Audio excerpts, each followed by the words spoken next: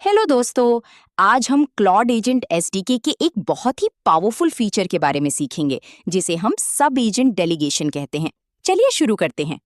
Imagine कीजिए आप किसी बड़े प्रोजेक्ट पर काम कर रहे हैं और आपका मेन कॉन्टेक्स्ट विंडो पूरी तरह से भर चुका है।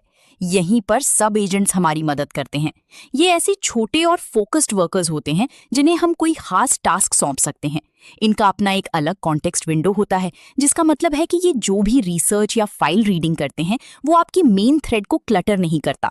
जब इनका काम पूरा हो जाता है तो ये सिर्फ एक समरी वापस भेज देते हैं। इस डायग्राम में आप देख सकते हैं कि मेन एजेंट कैसे एक टास्क सब एजेंट को डेलीगेट करता है। सब एजेंट अपने आइसोलेटेड कॉन्टेक्स्ट में फाइल्स को रीड और सर्च करता है।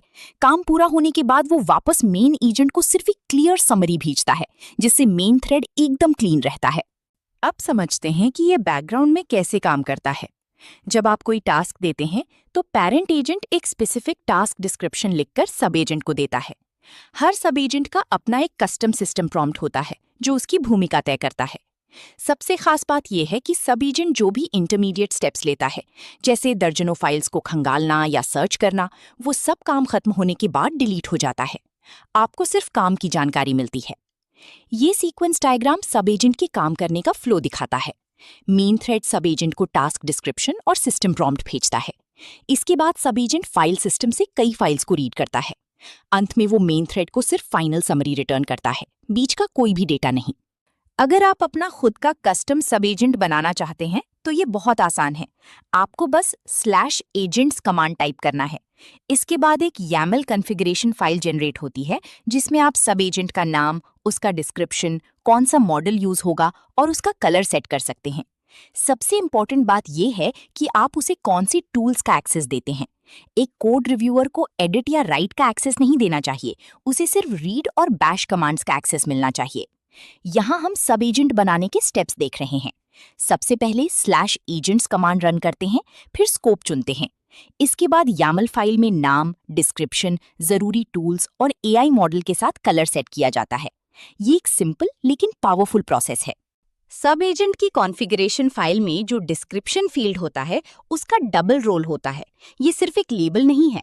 मेन एजेंट इसी डिस्क्रिप्शन को पढ़कर ये तय करता है कि किस सब एजेंट को कब ट्रिगर करना है।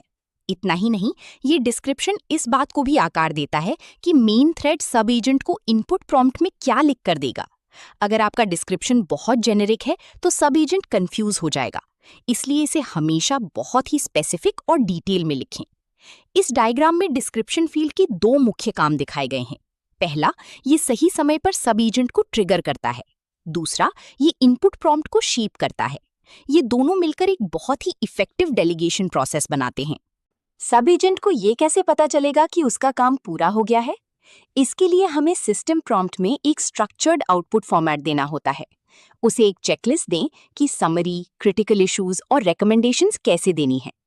एक और बहुत जरूरी चीज है ऑब्स्टिकल रिपोर्टिंग। अगर सब एजेंट को काम करते वक्त कोई एरर आता है या कोई वर्क अराउंड मिलता है तो उसे ये बात मेन थ्रेड को बतानी चाहिए, वरना मेन थ्रेड को वही समस्या फिर से खुद सुलझानी पड़ेगी। ये डायग्राम सिस्टम प्रॉम्प्ट के स्ट्रक्चर को दर्शाता है। हम एक स्ट्रक्चर्ड आउटपुट सेट करते हैं जिसमें चेकलिस्ट और ऑब्स्टिकल रिपोर्टिंग शामिल है। इससे मेन थ्रेड को फालतू की डीबगिंग नहीं करनी पड़ती और समय बचता है। चलिए देखते हैं कि सब एजेंट्स का सबसे बेहतरीन इस्तेमाल कहाँ होता है। पहला है रिसर्च और एक्सप्लोरेशन। जब आपको किसी नए कोड बेस को समझना हो तो सब एजेंट बैकग्राउंड में दर्जनों फाइल्स पढ़कर आपको सिर्फ रिजल्ट दे सकता है। दूसरा है कोड रिव्यू। चूंकि मेन थ्रेड ने ही कोड लिखा होता है इसलिए उसमें बायस आ सकता है। सब एजेंट एक फ्रेश कॉन्टेक्स्ट के साथ कोड को ज्यादा अच्छे से रिव्यू करता है।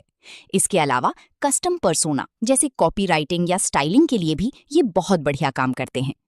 इस फ्लोचार्ट में सब एजेंट्स के 3 बेस्ट यूज केसेस दिखाए गए हैं: रिसर्च, अनबायस्ड कोड रिव्यू और कस्टम पर्सोना। इन तीनों का अल्टीमेट रिजल्ट ये होता है कि आपका मेन कॉन्टेक्स्ट एकदम क्लीन और फोकस्ड रहता है। अंत में हम बात करेंगे कि सब एजेंट्स का यूज कहाँ नहीं करना चाहिए।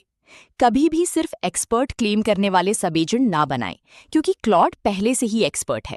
सीक्वेंशियल पाइपलाइन से बचे, क्योंकि हर हैंड ऑफ में इंपॉर्टेंट इंफॉर्मेशन खो जाती है। हमेशा एक सिंपल डिसीजन रूल फॉलो करें।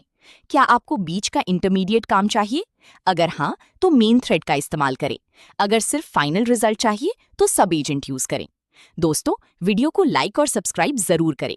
Premium certification prep, question and answer banks, full e books, audio books और इंटरव्यू गाइड्स के लिए quicktechie.com पर जरूर विजिट करें। धन्यवाद। इस लास्ट डायग्राम में हमारा गोल्डन डिसीजन रूल है। क्या इंटरमीडिएट वर्क इंपॉर्टेंट है? अगर हाँ, तो मेन थ्रेड चुनें। अगर नहीं, तो सब एजेंट को डेलीगेट करें। साथ ही हमने 3 एंटी पैटर्न्स भी दिखाए हैं जिनसे हमें हर हाल में बचना चाहिए। Welcome to quicktechie.com. So just type in quicktechie.com here. Then you can go through the material which is provided by Quicktechie. So we have first of all video courses which you can go here and you can find the various video courses across the technologies as well as finance domain. So if you see in Microsoft, we have 8 programs currently running. Next, you can go through the ebooks available. So all the ebooks which are in PDF format today, and you can download this. So let me go through Microsoft certification ebooks. You can click on any of this and you can see this is the PDF available for you to download. These are the premium ebook mostly available on quicktechie.com platform only. Now the second part is exam simulator. As we primarily focus on the all technology companies and finance domain certification preparation material, so this is company wide listed here and you can go through this. So let me go through the Microsoft one again. You can see this is are all Microsoft related certification. AB 730 exam, if you open it, so you can see here this, and all the practice papers are available here. Today we have a 5 practice paper. So click on the first practice paper, it would load the questions. You can answer this question. This is way you can answer it and you can move to the next question. Now third material we wanted to highlight is an audiobook. So we started recently with the audiobooks as well, which you can listen on the go, and various technology wise ebooks are available. And at the last, this is our alumni. These people who are subscribing to our courses and this platform, they are all listed here.